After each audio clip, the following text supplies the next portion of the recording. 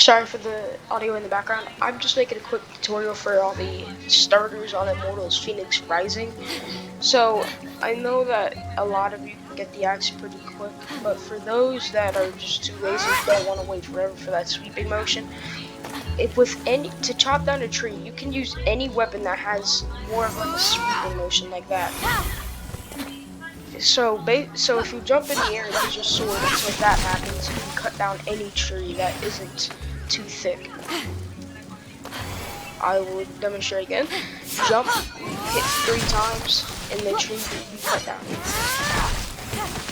It's something that I learned a while back when I was first starting the game. But yeah, you have to use any kind of chopping motion. If it's any other kind of like motion with any weapon, it won't work. Anyways, that marks the end of the tutorial, and I'll see you next time. Bye bye.